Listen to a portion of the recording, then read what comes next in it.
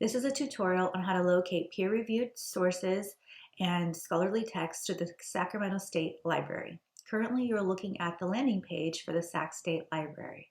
There are many ways in which you can get to the articles that are scholarly text and peer-reviewed. The most obvious route is to begin with the one search bar here in the middle of the page.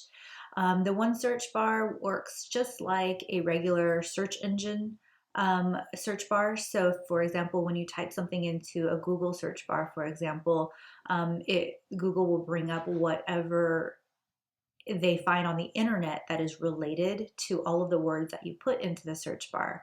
The one search operates in the same way. You can type in questions, you can type in phrases or words, that kind of a thing, and it will bring up anything that's related to it.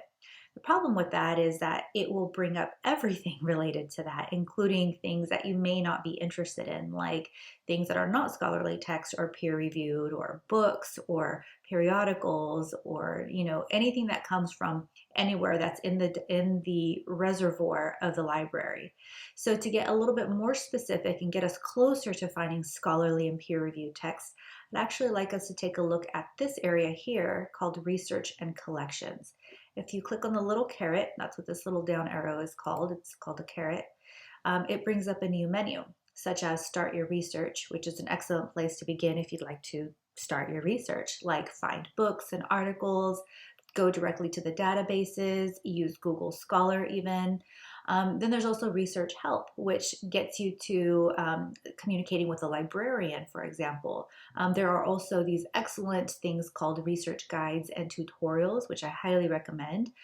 If you are researching for a sociology class, or you need research for a history class or poli-sci or whatever it is, you can click on this research guides and tutorials, and you will most likely find one or more tutorials and guides to help you research for that specific discipline. They will point you to databases and different types of research locations within the library that you can get to that are specific to that discipline that you're working within. So this is an excellent place to begin your research. So Research Help, Start Research, and then Collections gives you sort of popular collections in the library that you might want to get to right away on a quicker basis. And so they provided them here for you, like government documents, scholarly works, that kind of a thing. But we're actually going to go back up to where it says Start Your Research and click on Databases. But you'll also notice, just as an FYI, that if you don't want to go through all of this research and collections and click the down arrow, you can see that our library easily put these little icons here to get you to some quick access popular places like the databases. If you need to request a book that is not currently in our library, you need a physical copy of it. If you have certain services that you need, this is for students. And so there are many different things that you can just get to quickly. I would definitely recommend scanning that first landing page for the library and see what information you can gather for yourself. But we're going to go ahead and get to databases. So I'm going to click on this icon, but remember you can also click here and click on Start Your Research and click on Databases. It gets you to the same place. Okay, so now we are here at the databases landing page for Sac State. It is organized in alphabetical order from A to Z by the title of the actual database. So a database is literally, as it says, it's sort of like this hub that contains a bunch of data in it, right? And the databases are referring to, in our library, they're referring to a bunch of different journals. And within each journal, we have articles, right? And that's what we're trying to get to, are the articles. But not just any articles, we want scholarly peer-reviewed articles. So we have to start with databases, then get to the journals that we need, and then get to the articles that we want, and then make sure that those articles are actually scholarly journals. So we're a few places removed from where we need to be at this point. But here's how we can begin. So it's the A to Z databases. If you know the name of your database, well, that's really great because you can just click on the letter of which the database name begins and you can find it. For example, if we're starting on A's here, so all the databases that begin with A are here. Access World News, Academic Search Complete, which is actually a very popular one, database that we will be using in just a moment here. If you look over to the right, you can see popular databases have been provided for you by the library, and the Academic Search Complete is on there. So is Statista. And then they got some new stuff that they pop up. Any new databases that we subscribe to will show up here. This one's really cool, the opposing viewpoints. I suggest you take a look at that. You can find lots of different issues on a variety of disciplines, and it provides articles that are in opposition to one another. So people who are in conversation with each other in the written form, and it provides different perspectives. So that's a really cool database there. To poke around, take a look at what's there for you before you start actually typing things in. You might find a database that I'm not talking about, but which could be very helpful for you. Okay, so something that I do want to point out is the database called JSTOR. So I'm going to click on J so I can just show you what it is. It's called JSTOR like this. And JSTOR says all subjects, and that's because it hits on many different disciplines. It's a broad database that has many different topics and issues across the disciplines. So that's an excellent resource. But what's really cool about JSTOR is that all of its articles are scholarly, and if not all, are peer reviewed. So if you use anything from the JSTOR, if you find an article that works for your paper when you have a requirement for a peer reviewed text and it comes from JSTOR, that 9 out of 10 times will be a peer reviewed text, and it counts towards meeting that requirement. So that is a very cool database to use because there's nothing else to do. You just go and start searching, and anything that JSTOR pulls up for you, you can use for your papers because it meets the requirement of being peer reviewed, right? If that's your only requirement. However, not all databases have only peer-reviewed text. Most of them do not. JSTOR just happens to be one of those. So for example, if we go back to the EBSCO, which is the Academic Search Complete, and we're going to actually use that one now. And let me just, before I click on that, tell you that you pay for all of these databases. You pay for access to all of these articles with your tuition. So it is so much better to go through the library to look for articles as opposed to using something like Google Scholar. Oftentimes, you will probably have noticed in your experience that when you research on Google Scholar, articles will come up that are scholarly and academic, but they will only show you like a few pages, and then you have to pay to get the rest of the article. You don't have to pay for those articles when you go through the library. We pay for those already through our tuition. So anything you find on Google Scholar, I guarantee you will find at the library here for Sac State. So might as well start here. All right, so let's go ahead and check out Academic Search Complete. I just clicked on that. And so it looks like this. And so these are our search fields. We're not going to worry about these search options for now that are on this main page. We're going to first get to some articles. And so I'm going to go ahead and just type in some broad criteria here. Let's just say I want to research something that has to do with meritocracy in America, for example. So like, let's just say I'm writing something on, the notion of success or how one becomes successful in America or something along those lines. And so meritocracy is something that I'd like to type in. So I could type in that whole word, right? How we earn things through our own merit, our own sort of, grit and push through things. That's what sort of merit refers to, by the way. But I want to talk about meritocracy, and I also want to talk about merit, right? So I don't want to just limit myself to just one of those words. So I'm going to show you a little trick. You can put in a little asterisk like that. And when you do that to a word, it's called you're truncating the word, right? So instead of writing meritocracy, I'm just going to put merit with an asterisk because that's where the word would change to write meritocracy. So anytime you put an asterisk on a word like this, it means that you're telling the system to look for any words related to that word merit. So it's going to look for merit and meritocracy. For example, if I wanted to look up something that had to do with happiness, but I also want to capture anything that has the word happy in it, right? So instead of typing in happy and happiness into my search criteria, which can get very confusing, I could just type in hap because that's where the word starts changing after that letter, right? H-A-P-P, whether I'm writing happy with a Y or happiness, which the next letter would be I. So I need to truncate it at that P. So I'm going to truncate it there, which means just chop it, and then add a little asterisk like you see there on the screen. So now I have H-A-P-P asterisk. And now I'm telling the system that I'm going to find anything that has to do with the word happiness or happy, for example. Same thing with any other word. That's just another example, right? Like help. Maybe I put an asterisk and that would be what are other words after help. Help, helpful, helpfulness. It will find all of those things. So that's just a little trick there that you could use. So I'm going to type in merit and type in my asterisk. And let's say I want to talk about meritocracy, but I also want to look for things related to class. So I'm going to type in the word class. Now you might be tempted to type in social class, but you'll notice that when you type in more words, you get sort of less articles. They might be more of what you need, but you can play around with it. Remember that research is all about your search criteria. So you're only as effective as your search criteria. And oftentimes when we're beginning research, you have to type in many things to get to where you really need to. So your initial search criteria that you're typing into these boxes may not yield you anything that is useful for your research. So you have to go back to the drawing board and keep trying different things into the search boxes until you start getting closer and closer to what you're looking for. That's part of the research process. So for now, we're just going to go ahead and type in merit and class. And notice that this little box has a caret, and that's because you can change the criteria, right? So I'm going to leave it as and. So I'm telling the system that I want it to find anything that has to do with merit or meritocracy and the word class. It has to have both. That's what I'm telling the system.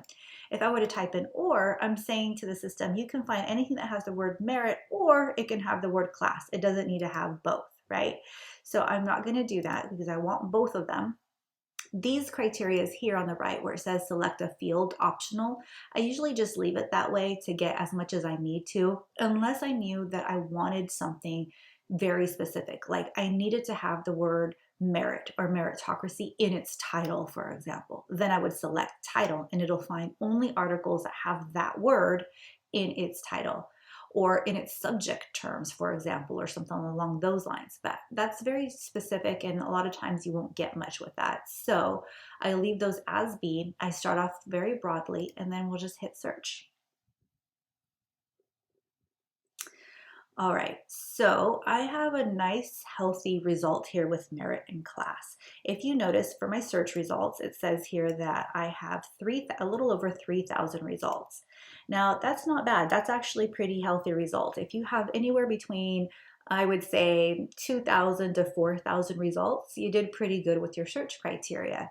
I know that sounds like a lot, but you need a whole range of articles in your search criteria to sift through to start getting closer and closer to what you need. When you only get back like 30 results or 100 results, they're probably going to be things that are not related to what you're looking for. Most times that's the case. So let's just to play around, take a look at what we have here. Now here's where we're going to get to the peer-reviewed stuff. So let me show you how to find peer-reviewed. But before I show you how to find peer-reviewed scholarly texts, take a listen to the following video on peer-reviewed texts and scholarly articles so that you understand what the difference are and what they actually are before you even start looking for them. Scholarly articles, academic articles, peer-reviewed articles. You may have heard these terms used by your professor, but what do they mean? Essentially, these are all different ways of describing the same thing, research articles that have been published in scholarly journals. But what is a research article, and how does it get published in a scholarly journal? First of all, the article reports a scholar's research practice and findings, and it's written with an audience of other researchers in mind. Finally, in order to be published and accepted by the scholarly community, the article must pass several quality tests. The most important of these tests is called peer review. We can get a better understanding of the role of peer review if we look at the academic publishing process as a whole. Let's imagine a researcher who wants to share a discovery with the academic community. To do this, he writes a draft article describing his research and findings and submits it for publication in a scholarly journal. Here's where the article has to pass its first test. The journal's editor reads over the article to decide whether it's a good fit for her journal. If it is, she sends copies of the article to a group of experts to evaluate the article's quality in a process called peer review. This is the article's second and most important test. These experts are the author's peers, since they're working in the same research area. And since they're making a judgment about the article, They're sometimes called referees, so peer reviewed articles are sometimes called refereed articles. Each reviewer evaluates the article by asking questions to judge the quality and significance of the research. Questions like, what is this research about? Is it interesting? Is it important? Is the methodology sound? Are the conclusions logical? And are the findings original? Based on the answers to these questions, the reviewers decide whether the article is worthy of publication in the journal. They then make a recommendation to the editor, either approve the article for publication or reject it. Even if they recommend publishing the article, they usually expect the author to make revisions. The editor, however, makes the final determination whether the article should be approved, rejected, or revised. Rejection is common, though. The most prestigious journals are very selective about the articles they publish, so they tend to have high rejection rates. Some journals reject more than 90% of the submissions they receive. From the time the researcher first submits his draft article to the time it is finally published, several months or years may have elapsed. Once the journal is published, it is made available to subscribers, which are usually university libraries, because individual subscriptions are very expensive, often hundreds or thousands of dollars a year. By the way, like all established systems, the peer review system has its critics, and scholars continue to think about how the peer review process might be improved. The library has tools to help you find peer reviewed research. If you want to know more about the peer review process or need help finding peer reviewed articles, ask a librarian for help. Alrighty then, so here we are back at the Academic Search Complete, the EBSCO search criteria that we had typed in earlier. I still have my merit and my class in my search criteria, and these are the little over 3,000 search results that I have come up with based on that search criteria. So now when you look at your stuff that popped up for what you searched for, you're probably thinking, now what? Which one do I pick? What do I do? Well, I know there's a lot of information here, so I'm going to draw your attention over to this area here on the left called Refine Your Results. These are called limiters, which helps limit the criteria that you're going to have pulled up for you. So first we have, you'll notice in this box here, this is my search criteria, merit, and class. Those are the words that I used. But if you go down just a little bit more where we get to the actual limiters, it says limit to, you want to type in full text. It's updating my search results. Full text means that I can look at the full text. There aren't no partial text. There aren't any, summaries or just plain abstracts. I want to look at the full article. Now that I clicked on full text and it put it under my limiters into that box that initially heads this refine results area, you will notice that it updated my search results. So we had a little over 3,000 results, and now we only have a little over 1,000, right? And that's because the other ones that it got rid of are texts that I did not have full access to it. I couldn't look at the full text, the full article. So if that's important to you, you want to select full text. Let's go back to our limiters. So I clicked full text. I don't need to necessarily have the references, but notice how it says scholarly peer-reviewed journals. I only want to look at peer-reviewed journals. So I'm going to click on that, and it's updating. Boom. Now all of these results here are all peer-reviewed. I could pick any one of these, and if it's functional and appropriate for my research paper, it's game. If that's my only requirement, right, is that I need to have a peer-reviewed text. So everything that is showing here for my results will be peer-reviewed. But look at how many results I have now, 752. So notice that we keep funneling down and funneling down. Something else that you might notice is that things, oh, here we go, like number 4 here, my number 4 result is not in English. So I only want English text because that's what I read. So I'm going to go down to, back to my limiters on the left-hand side. I'm going to scroll down till I get to language, click the caret there, and then click on English. And once I click that, notice that there are only 714. There we go. So it got rid of everything that is not in English for me, and now I have scholarly peer-reviewed texts. I have access to the full text, and they are all in English. So it's kind of some basic stuff to punch in to get to just get to like sort of the start point. Right now I can start looking at these titles. So notice I didn't even start looking at reading what these titles were. I wasn't looking into the articles, where they're written or who wrote them, none of that.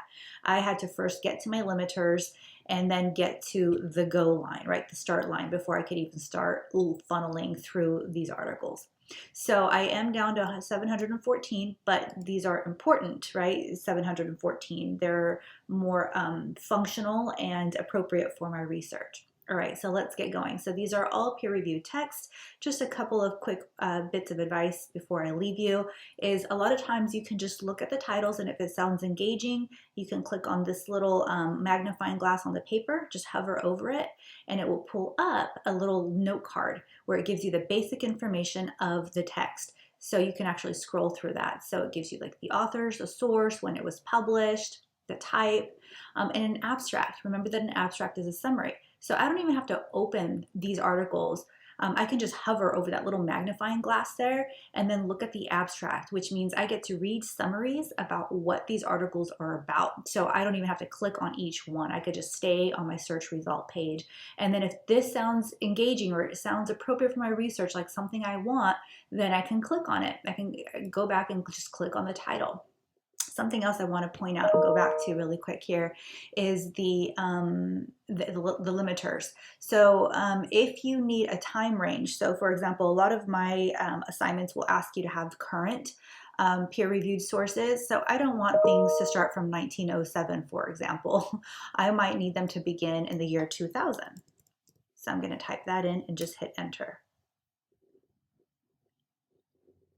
All right, so notice that my results went down just a little bit. So now I have about 659. And so these are all within my search parameters, for example. So if you have any other search parameters for any of your assignments, then by all means, take a look at these limiters here on the left-hand side if you need certain publications, or maybe a teacher is asking you for a specific publisher or something along those lines. Then make sure you're typing all that stuff into your limiters before you start looking at your research. Okay, so if we get back to my search results, I'm just going to go with this first one because this sounds kind of interesting. It's called I Ain't No Fortunate One on the Motivated Denial of Class Privilege. And when I hovered over the magnifying glass and I read the abstract, this looks pretty interesting so far. So I'm going to click on that because let's just say my research is about something similar. And so this is what it looks like when you click on the actual article. To actually click the full text, you'd have to go to the left and click the PDF version of it. There's also an HTML version of that. And there are several things that you can pull from here to continue your research, some important information you can gather. For example, these subject terms. These subject terms can help you understand what you need to punch in to your search criteria. Remember, I punched in merit and then class, but maybe I'm stuck and I'm like, I know I want to talk about meritocracy and class in America, and I have all these things circulating in my head, but I'm not sure what my search terms should be, and everything that I'm punching in isn't bringing up what I really want it to. Well, you need to play around with that. So some of the subject terms related to this particular article, which I'm finding so far relevant, let's just say, well, then I might want to look at their search terms. Okay, well, they're bringing up privilege. They're typing in the word social classes, meritocracy, I got that one. Hardship, okay, hadn't thought of that. Equality, that might be a good one that I might want to use. Here's some author supplied keywords, meaning that the author felt that these terms here are related to the topic that he is discussing in his article. So he typed in competitive victimhood. Okay, would not have thought of that one on my own, but you might find some interesting results typing that stuff in. And then some of these are repeated, right? Like inequality versus inequity. Okay, well, those are distinctive terms. They're not the same. So I might want to try playing around with both of these terms, iniquity versus inequality, in my search criteria and see what comes up there. Okay, so that's one way to approach this, is to look for their subject terms and their keywords and see what you can type in to continue your research into the search fields. So that's a great information to pull from there. We have the abstract, all the information on how to access it. You can also listen to the text. There's almost always a little listen button here, so you can play it and it reads the text for you. That's pretty helpful. If you look over to this right side menu under tools, there are lots of really cool tools you can use. You can send this article directly to your Google Drive. You can add it to a folder. However, the folder is just on the Sac State Library. I don't believe it's a computer folder. You can print it, email it, which I strongly suggest. I can't tell you how many times you're researching and you're like, I'll remember this, or I'll find this, or I know how I found it. And then you go back and you try to replicate the exact same thing that you did to get to that article, and then you can no longer find it. So when you find an article that may work for you, even if you're not sure of it, just email it to yourself. I think that's probably the safest bet. You just will always have it in your email. And then you can even cite your stuff from here. So I'm going to click on cite to show you what that looks like. So let's just say you're going to use this article and you want to cite it. So you can, once I clicked on cite, it brings up this little menu here and it shows you the different citations. So if I was using, for example, if I scroll APA, so notice that APA calls their works cited page their references page, right? And then here is the actual full citation in APA for this particular article. If I keep going down, let's just say I need to work with Chicago style. So here is the citation in Chicago style. Notice that they refer to their references page as not just reference, but reference list. So that's what you need to call it too. Your works cited page will need to be fitting to the citation style you're using. If you're using APA, make sure you call your references page a references. And if you're using Chicago, call it reference list. I use MLA a lot in my discipline in writing studies. So MLA, we call it a works cited page. So I would be titling my works cited. And then here's a citation for MLA. There's also, Chicago also uses in the humanities, they call it a bibliography, for example. So something to pay attention to there. Also, a point here about this is that this isn't fully formatted for you. This is the citation. The citation is correct, but once you put it on your reference page or your works cited page, you still have to follow formatting guidelines for that citation style. They just have it here for you listed exactly what it should look like, but we list it, for example, in MLA with a hanging indent. And so you would need to do the same thing, and it also would need to be double spaced because MLA calls for double spacing. So does Chicago does not, because it's usually in, I believe it's not double spaced, but you'll want to double check Chicago. APA is also double spaced, so you would need to make sure that this is all double spaced and that it includes the hanging indent, just like it shows it for you here. So just some things to pay attention to. But pretty cool, huh? You can cite it all for you, so you don't gotta go and look at that laborious, go through that laborious process of figuring out all the search criteria for citing and, you know, in APA versus some other thing. All right, so I'm gonna go ahead and X that out. And let me show you one last pretty cool thing.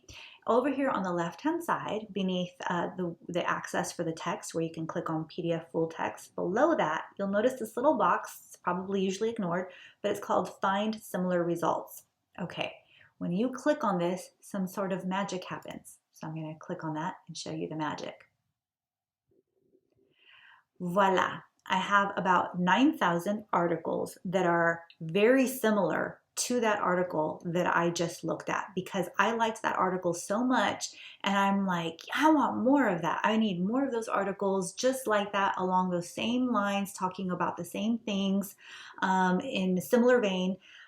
For my paper. So when I click on find similar results, it brings up everything it can find related to that article, not in terms of like the author, but in terms of the topic and the issue itself, right? So it's punching in those subject terms for you and just pulling up anything related to those subject terms. This may still need to be funneled down. It likely will, but you can tell how related these topics are already just by looking at the titles. So number one is the one that I was looking at and that I said I want to find more articles just like it, which was called I Ain't No Fortunate One on the motivated denial of class privilege. And if I look at these other titles, the next one, number two, The Hard Knock Life, Whites Claim Hardships in Response to Racial Inequity, Herd Invisibility, The Psychology of Racial Privilege, Race, Privilege, and the Growing Class Divide. Do you see how these are all totally related? I mean, it just keeps going on and on through that. So it's very helpful to click on, when you find an article that you like, to be able to click on find more just like this. But remember, you still have to always go back to your limiters and make sure you're looking at the right thing. Like I don't have full text selected, so I'm going to do that now. And that took me down from 9,000 to 4,000. So that was quite a bit. And I also still need scholarly texts. So I'm going to click on that. And now we're down to 3,000 again. But I also need it to be fairly current. So I'm going to type in nothing older than the year 2000. Okay, and then I'm going to type in English just to be on the safe side. And now we have just a little over 3,000. All right, so now I can start funneling through all of these search results that are related. And you can keep doing that. So if I find another text that I feel I'm interested in and I want to look more about that, so let's just say I clicked on this one here, race, context, and privilege, and I want to find more just like this, I'm going to go and click find similar results again and do that whole process all over again. And this one gave me 97,000 different results. So I definitely need to put in my limiters and see what happens there. But so you can keep doing that path.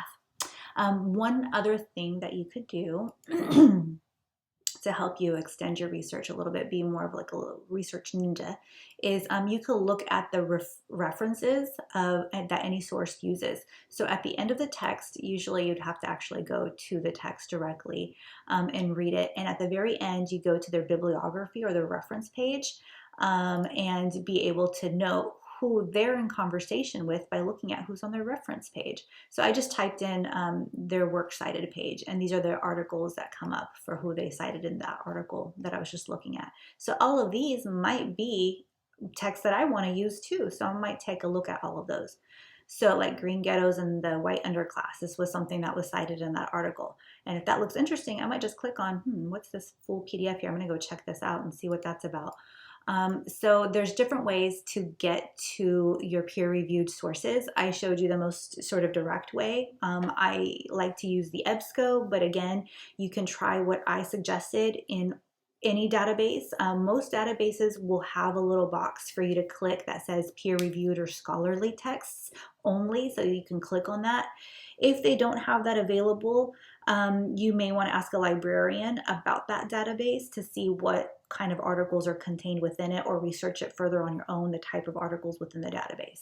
Otherwise, you might want to just stick to databases that allow you to limit things like if you're looking at peer-reviewed or not, just to make your life easier.